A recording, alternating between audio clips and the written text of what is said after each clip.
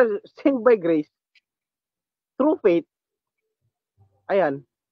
Pero bakit po, kung nasa justifications of law ka pa din naman, bakit sinasabi dito, ye are fallen from grace? Kaya una ko nabasa ito, Pastor Brian, yung post ko na, di ba, yung if you're still in the law of Moses, you're not belong to the gospel.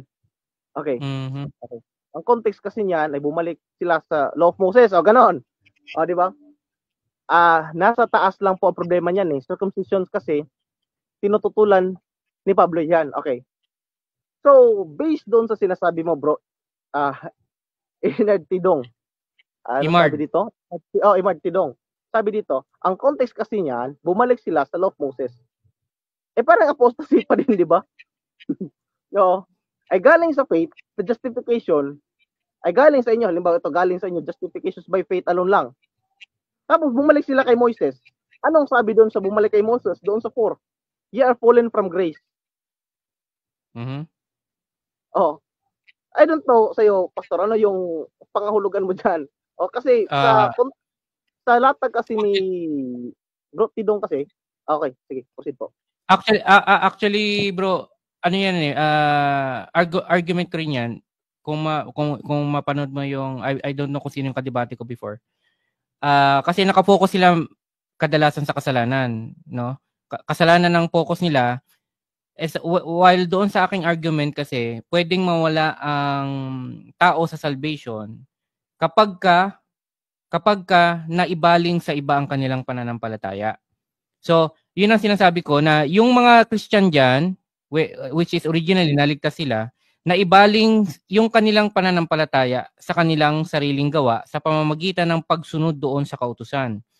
Kaya ang sabi doon ni Pablo, kayong mga gumagawa na para maligtas ayon sa kautusan, nangahulog kayo sa biyaya. Wala nang effect sa inyo si Kristo.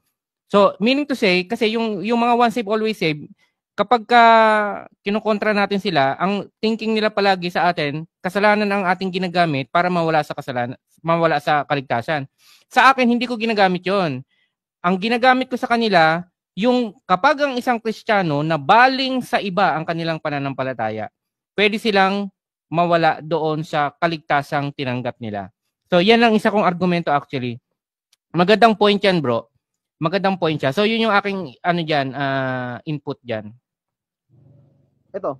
Yes, tama talaga. Tama talaga. Yung sa comment section niya, para nakita ko doon, yung context doon sa sinasabi niya, yun daw bumalik kay Moses. Di pagtalikod pa din sa faith. Di ba? So, ano nangyari doon? Ito ako magre-response kung sabi ni Brother Emard, hindi apostasy iyan kundi pagkakamali.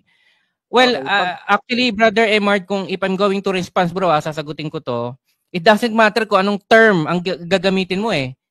It doesn't matter kung anong term ang gagamitin mo dyan. Ang pinopoint kasi, nahulog sa biyaya eh. At ang sabi doon, wala nang epekto sa iyo si Kristo. Pagka sinabing wala nang epekto sa iyo si Kristo, ano pang matatawag natin dyan? Kahit na ano pang tawag mo, apostasy, hindi apostasy, whatever term na gamitin mo yan, hindi yan importante eh. Ang pinupunto dito, nahulog ka na sa biyaya. Wala nang epekto sa si Kristo. Ang tanong, ligtas ka ba? Yes or no? Di ba? Yun ang diyan, yun ang punto, hindi yung term ang point diyan. Halimbawa ganito, sige, Pastor. Okay, halimbawa ganito, Pastor Brian, diba? Halimbawa ganito 'yan. Kung tatanungin natin sila, yun bang fallen away from grace?